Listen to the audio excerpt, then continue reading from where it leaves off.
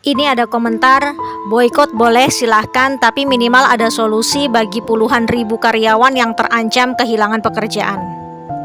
Di Gaza, anak-anak itu tidur dengan perut kosong, minum air tercemar, sakit tak ada obat, tidur tanpa selimut, dan kamu dengan tak ada moralnya tanya solusi. Kalau saya balik tanya, adakah solusi untuk menghentikan pembantaian massal ini di negeri saudara kita di sana? 75 tahun tanpa sadar, kita sudah menyokong perekonomian penjajah. Di tahun 1948, banyak ibu-ibu hamil yang perutnya dibedah paksa oleh penjajah hanya untuk tahu bayinya laki-laki atau perempuan. Mereka mengalami penyiksaan, pelecehan, penindasan. Karyawan yang kau bilang terancam PHK itu masih hidup di negara merdeka.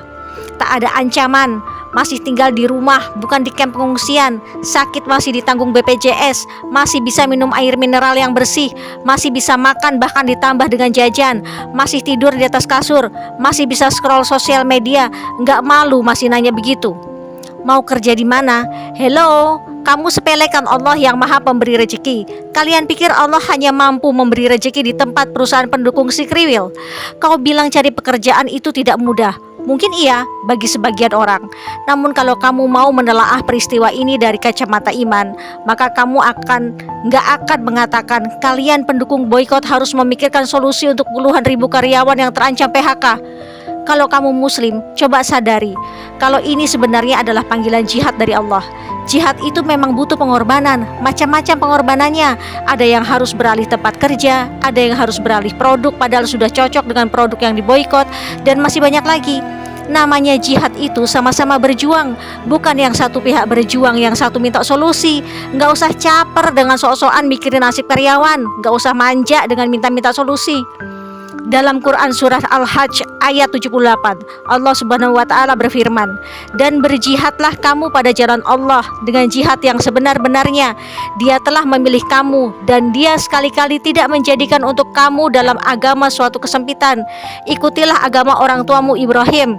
Dia Allah telah menamai kamu sekalian orang-orang muslim dari dahulu, dan begitu pula dalam Al-Quran ini, supaya Rasul itu menjadi saksi atas dirimu dan supaya kamu semua menjadi saksi atas segenap manusia.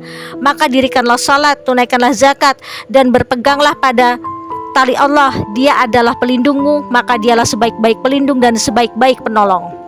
Kalau kamu muslim dan mengimani ayat ini, maka kamu tidak akan keluar-keluar minta solusi, karena kamu paham boikot produk itu bagian dari jihad kita di sini. Bahkan dalam surah Al-Hajj ayat 78, Allah berjanji sekali-kali tidak menjadikan untuk kamu dalam agama suatu kesempitan. Kamu tanya solusi, ini solusinya, janji Allah sendiri. Kalau kamu imani ini, maka sudah selesai persoalan yang kamu tanyakan. Jihad bukan membela satu pihak dan mengorbankan pihak lain.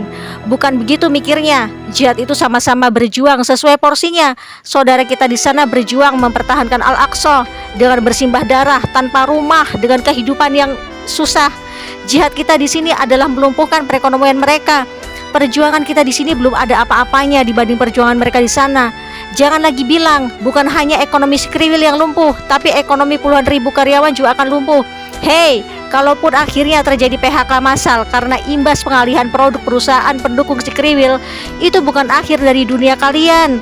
Kami yang mengalihkan produksi kriwil tetap belanja, tapi dialihkan ke UMKM, produk dalam negeri, dan ke perusahaan yang mendukung saudara kita.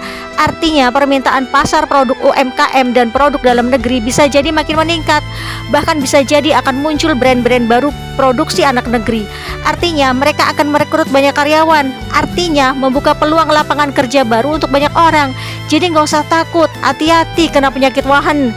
Takut miskin dan takut mati, padahal saudara kita di sana rela mati demi mempertahankan martabat umat Islam seluruh dunia. Ayolah, nggak usah sepengecut itu. Bisa jadi ini kesempatan kalian untuk menjadi pengusaha baru. Kemarin saat Covid aja pada bisa bangkit kok. Rakyat Indonesia itu nggak semanja itu.